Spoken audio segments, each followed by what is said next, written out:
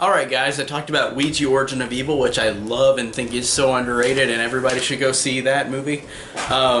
So I'm going to talk about the other film in the Ouija franchise, which is the first Ouija from 2014.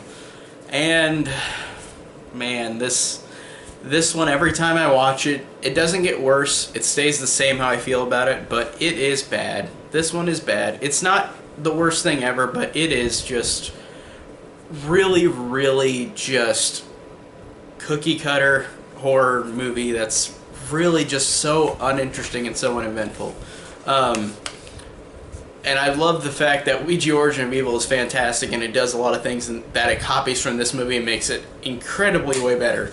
Because Mike Flanagan is a skilled, incredible filmmaker for Origin of Evil, making that. And in this one, whatever the fuck his name, the guy who made this movie, made this just average cookie cutter horror movie. There's nothing I can say that's different about it. It's just they're using a Ouija board this time as the supernatural presence, but it's demons again. And it's very just generic horror, and I know a lot of horror you could like say is generic, but I felt like this one just didn't have that much humanity to it, or except for Olivia Cooke, who I do really like, and I thought that she honestly gave a performance where I felt like she cared, as opposed to like some of the other performances. I like, they're okay, they're not awful, but I felt like the acting in this is alright. It's not bad, but Olivia Cooke I think is the best one in this movie. And I have a soft spot for her anyways, but still I feel like she gave more of a more of a caring performance out of all of them, even though the other ones were fine, the other actors in this movie. But it starts out where these two young girls are playing Ouija board, these two little girls, and then it flashes forward, and this girl, Debbie, is, like, she finds a Ouija board in her house, which is the house from Ouija Origin of Evil, which is a cool connection. So she's living in the house from Ouija Origin of Evil, where all that stuff happened, and the Ouija board, she plays with it, and then she hangs herself. She gets possessed, and then as she's possessed, she hangs herself. So I thought that was an alright opening. Like, it wasn't awful, but it was like, okay, that's just okay. And then the rest of the movie is like Olivia Cooke's character, Lane, and all these other kids that they're friends with, that were friends with Debbie. They all start getting stalked and haunted by this presence, and Lane stupidly goes and uses the Ouija board to try to communicate with Debbie. Which the writing in this is really bad, because it's like the only thing she says to justify going and talking to Debbie is that who's dead, like with the Ouija board. She just says like, we need to figure out why, like let's talk to her with the Ouija board. And I'm just thinking like, what? Like, that doesn't make, and I know she didn't know that the Ouija board killed her, but I'm like, that is dumb. Like, you literally, I don't get why character decisions do things in this movie. Like, characters do really dumb decisions because the writing's really bad in this. But the rest of the movie is just a generic haunting movie where, like, these characters are haunted and killed by a supernatural presence that killed Debbie from the Ouija board. And some of the deaths are really silly. There's one where this girl character gets possessed while she is, like, she starts hallucinating and seeing that her mouth's getting sewn shut, like Ouija Origin of Evil, and she then gets possessed by whatever it is. It levitates her. This is the sink.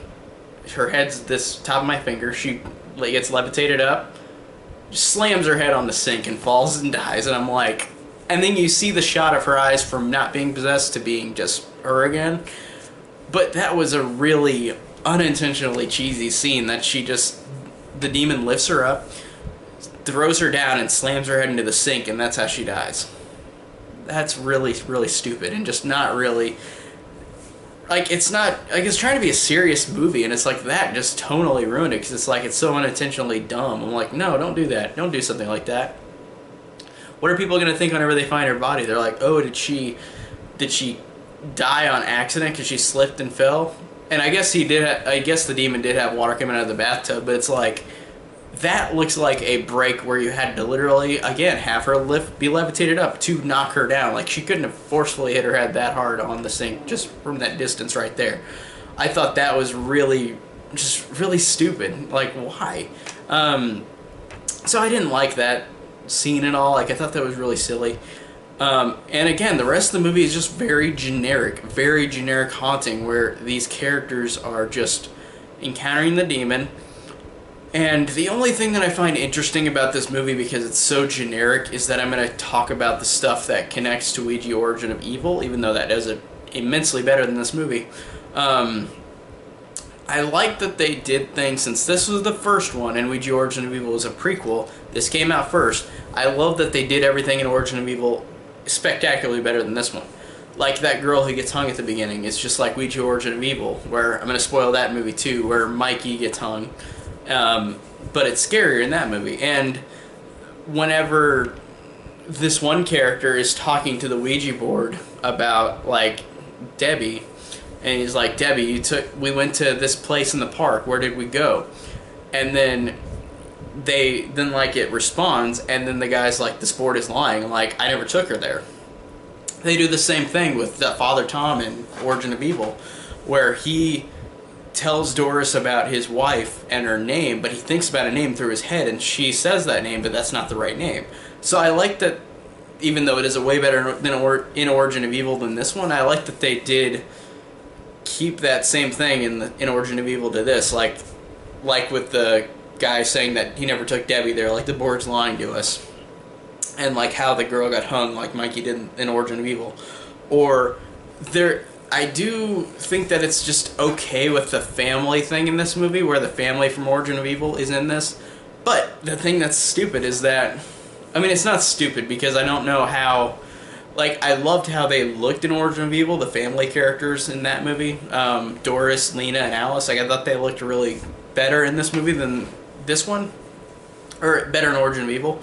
And it's weird because there's such a continuity difference with this one and Origin of Evil, where Origin of Evil had Doris is like this little 9-year-old girl, and it says she's 10 in the papers in this one, and she had pigtails in this version, and in the other one she had the long hair that sticks out at the bottom. And Lena and the mother look nothing like they did in Origin of Evil either. So it's weird that they have such a distinction in how these characters look from the other movie. Like, even though the prequel came out after this, they did it better in the prequel, and I wish that they looked the same. So it kind of still feels like this is standalone, because those actors and characters don't look the same, or not the same as Origin of Evil. So it's weird seeing newspaper clippings of these characters from Origin of Evil, like, oh, these are not the same actors, so they don't even look the same. Like I said, Doris has pigtails. It says she's a different age than what she says in Origin of Evil. She says she's 9 in that, and in the papers in this says she's 10. And I did like Lynn Shay in this movie, though. Like, Lynn Shay is older Lena from Origin of Evil, where in this, I did like the fact that if you watch both of those films, this actually does give a cooler thing to this movie, where Lena, you know what she's done, like Lynn Shay's character, older version in this movie, you know what she's done since the end of Origin of Evil. So I like that she tricks Lane and tells her, like, you gotta cut the mother's stitches, so like she can the demons can be exalted and be free for the daughter. And then you realize that the mother didn't do anything, it was the daughter, and it makes perfect sense when watching Origin of Evil. But I liked how this character Lane just had no idea about what the past was. It was 40 or 50 years ago with Origin of Evil. So it's cool that it gives kind of another turn, like, if you watch both these movies together as opposed to just watching the first Ouija, because, like, watching them both together, it makes more logical sense. Like, you know that that Doris did all these possession things in Origin, so it's like, I like how you realize if you watch that one first and then watch this one, then you know immediately that Lena's lying, Lynn Shay's character. I thought that was really cool, that they have a story connection between this and Origin of Evil. Like, that's kind of cool. But it's also dumber because these actors who play the Origin of Evil characters in this one, the family, Alice, Lena, and Doris, it's like it has the stupid ass jump scare things where like it's done spectacularly well in Origin of Evil, but in this one it's like these you see whenever Lane sees the mother and sees Doris, they've got this weird like camera tilt to where they've got like big heads and they scream and their CG is awful, and people say the CG in Origin of Evil is bad, but watch this one because the CG in this it doesn't look, it looks way worse. And I liked what Origin of Evil did with the CG. It looks way better than this. So it's just funny seeing those characters in this one be so much more unintentionally like goofy because of the jump scares and because of the stupidness of this movie. So this one overall, I don't hate it, but I really don't like it. Origin of Evil is just fantastic because you had Mike Flanagan direct this old style movie that actually gave credibility to the possession movies. This is the exact opposite, and I love how this is a 2-film series where you've got one that's been critically one of the better ones, one of the better possession movies of the last couple of years. And then you got Ouija, which had generally negative reviews, where it's like it's the exact same thing as every other one of those, but Origin of Evil did different things to this possession genre, while the first Ouija did nothing, and it made so many negative critic ratings to it. So I love the difference in reception to this one and the other one. So this one, again, I don't hate it. I don't think it's the worst thing ever. I don't mind Olivia Cooke. I think she's got a fine performance.